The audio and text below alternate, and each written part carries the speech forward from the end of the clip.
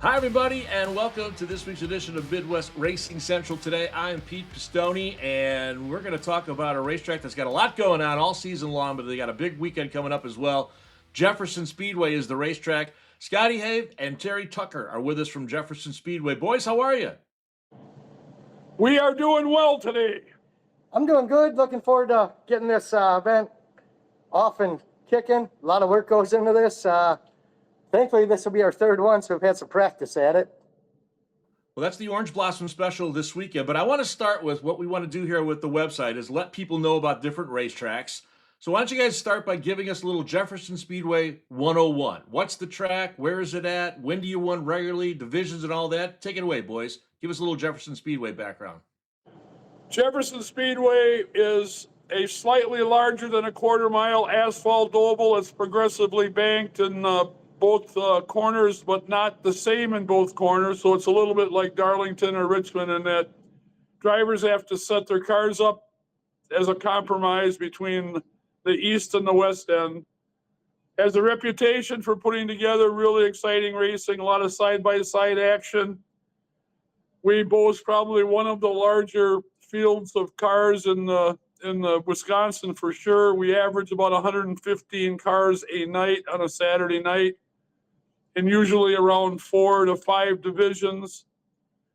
About 25 late models, which are not super lates. They're like what we'd call pro late models down south. Sportsman cars, essentially big spring late models. Hobby stocks, and then we have what we call international cars, which are primarily front-wheel drive and rear-wheel drive modified high-performance cars, and we have a stock four-cylinder class like every track should have. We also run Legends and Bandoleros occasionally, so we keep ourselves pretty busy. In our brand new 6-shooter division that's for points this year. Well, we've been having some 6-shooter races in the past. This year, we finally gave them enough nights where he can claim a champion. So we're making that way. Really good stuff. So I got to come up last summer, and you guys talk about the cornfield. You're literally in a cornfield. I mean, if you don't know about Jefferson Speedway, there's a cornfield right there. But my favorite part of the night was after the racing, which was really good, the Turn 1 bar. Tell us about that, about people can hang it out down there, guys. We're actually in Turn 1 tap right now doing this. If you look behind us, we tried to angle it where you can see Jerry Eckhart's door and Jerry Eckhart's face as poster. So hopefully we got that. I don't know. Well, we both grew up, Mr. Pistone and I both grew up in an era where, racing was one thing, but it was always fun to have some camaraderie afterwards. I mean, most of the time, even the adversaries on the racetrack can sit there and have a beer with each other. And most of the time, it's civilized. We like to think we're kind of a throwback to that. We probably, at the end of the race, we have anywhere from 35 to 50 cars represented in the Turn 1 tap at one time or another.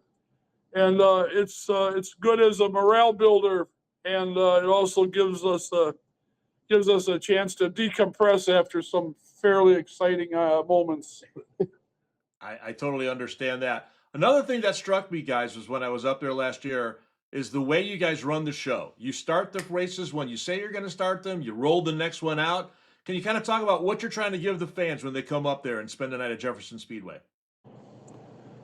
Well, we've always believed that, the last thing you want to do is waste a fan's time. You want to provide them with the best entertainment possible. You want to reduce the unnecessary delays. We have a very good group of people here that are dedicated to putting on the racing as efficiently as possible. Sometimes we get yelled at by people for being relatively impatient. I mean, if you want to get yourself in hot water here, cause an unnecessary yellow flag just because you just didn't want to, go to the back of the pack or something.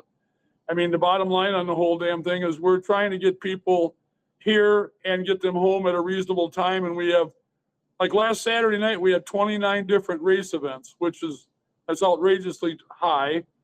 But we were able to get it done in slightly over a 4-hour period. And there was a couple of delays. We had some kids activities that ate up some time. Time is at a premium here. Downtime is always discouraged. Don't mess around. Yeah, if we're supposed to start at 6 o'clock. At 6:03, if there aren't cars on the racetrack, this fine gentleman is telling me kind of how it's supposed to go in a nice way. By 6:03, the national anthem should be done. The cars should be getting off the track so we can start racing. So yes, I'm a little bit harsh on that regard. I love it because again, I grew up. I did PA at Rockford Speedway. The Deary family ran that track exactly the same way, so I totally understand that. You mentioned kids, and that was another thing I noticed when I was up there. Lots of kids running around. What do you do special to bring that next generation of race fan to Jefferson Speedway? Well, last week we had about every kids thing you could possibly have going on. We had stock car rides, we had a coin toss, we had a big wheel race. I'm missing something. We're missing the bike giveaway. Oh yeah, we gave away backpack. some backpacks, some bikes. And over 50 bikes got given out to the kids. Oh, that's great. And they were 90% of them were donated by race car teams, race car sponsors. I mean, it is a testament just to the goodwill that the racers at Jefferson put out for the fans. I'm proud of it. I'm proud as hell of that. That's really great. So I want to go through your schedule, but as I mentioned, you got a big one coming up this weekend, Saturday night, the Orange Blossom Special. It's for the world's oldest teenager, Jerry Eckhart, which most of us here in the Midwest know. Maybe those that don't know about Jerry, tell us about him and why did you put this race on a regular basis up there at Jefferson? Well, all right. We'll go through this. I mean, we got like 4 or 5 different Jerry Eckhart stories, but the one I enjoy the most is that my father purchased Jefferson Speedway in March of 1968.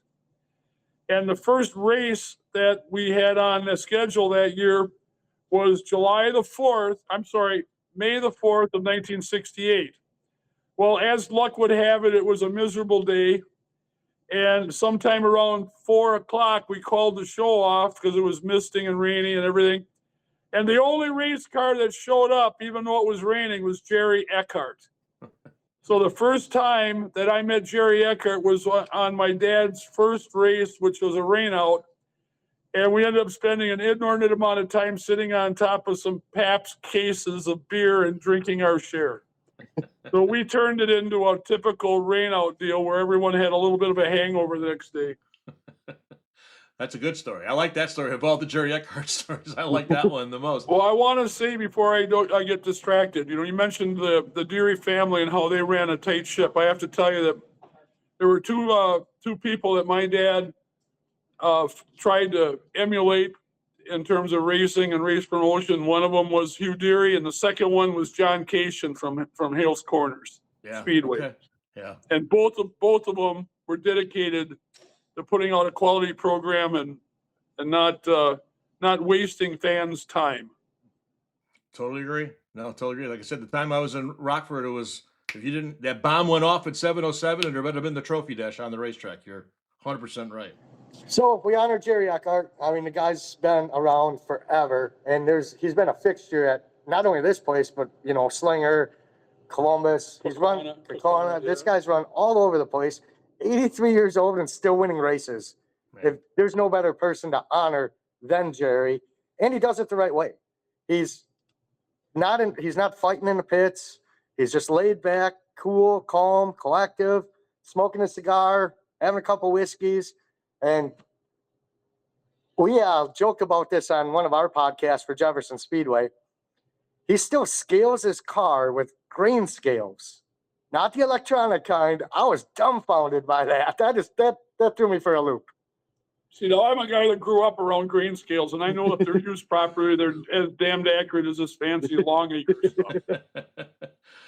What is the entry list looking like? I know, Scott, when I talked to you the other day, you guys were talking about entries and who's coming. I saw you put that out on social media. Who are some of the drivers that are coming up on Saturday? Yeah, right now we have 22 registered. We could probably have 25 or 26. And obviously, you can't have a race at Jefferson Speedway, super late race, without Casey Johnson.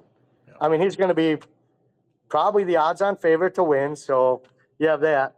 But you have guys like Paulie Schaefer Jr., who's won probably 2 out of our last 3 super late model events. He did a really good job of. He won ARCA Midwest Tour race in May, and he was by far the top of the field. And then Jevin Goralski, a young gun, he's won an ASA Tour race here. This one shocked me. Dennis Prunty, who's basically a slinger guy, he's going to come and give it a shot at Jefferson Speedway, the old cornfield, for the Orange Blossom Special. I'm happy to have Dennis Prunty. I've seen him race hard at the Slinger many times. You bet. Defending absolutely. track champion at Slinger, Grant Griesbach, he's signed up. Gabe Summers, a Midwest Tour champion. Levon Vandergeest runs good all over. Max Kaler. I don't want to. It's so hard to name these drivers because you can't name them all because this field is stout. Jordan DeVoy, and we have a local favorite, Sean Scheel. We have they use words like depth of field, and that's what we have going on right now. We have a strong depth of field. And Billy Braun won one of these deals last year. Had an unfortunate circumstance later on in the night. He's back for redemption. He was a few pounds light, and unfortunately, a few pounds light is not legal. Right.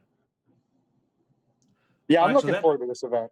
It's going to be fun. I mean, it's going to be great. So again, if you're listening, when you see this, go up to Jefferson on Saturday night. That is a great show. Before we go, I want to ask about the rest of the schedule. I know there's a couple of things that stood out. You have the Wisconsin State Championships, right? Those are coming up in September.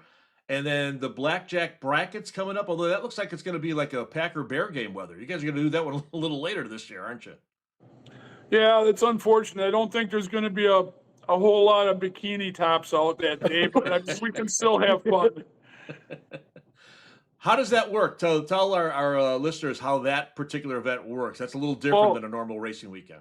Yeah, the blackjack brackets are, they're based on what the Rockford Speedway had in Bahama brackets in terms of you have a very limited number of rules, primarily safety rules, roll cages, seat belts, et cetera, et cetera, et cetera. And then after that, you set basically a maximum or minimum time that you can run. And then you go out and you qualify. And let's say you qualify in at 17 seconds. That's your time. And you can run that time all day long. You run at 16:20 or 16:50, you're going to get black flag for, basically, without being politically correct, dogging your time. You don't like to hear that, but that's what happens sometimes. So anyway, the idea is that if you've got a 16-second car, qualified at 16 seconds. If you got a 16-second car and you qualified at 17, your chances are getting through the weekend are remote. So And you get to see different divisions of cars racing with each other. You might see a hobby stock racing with a sportsman racing with a late model. a winged dirt car once in a while, it's kind of an interesting thing. It's more about having some fun, having some camaraderie, meeting afterwards in the turn one tap, just having a good weekend. Well, we'll look forward to that to end the season. But again, first things first on Saturday night, Orange Blossom Special. Saturday night racing at Jefferson throughout the month of September, as well as we mentioned the Wisconsin State Championships. Guys, I really appreciate you giving us some time here. Best of luck this weekend and the rest of the season and going forward to Jefferson Speedway. Appreciate it. Thank you very much. I want to say one thing to the fans that haven't been to Jefferson Speedway.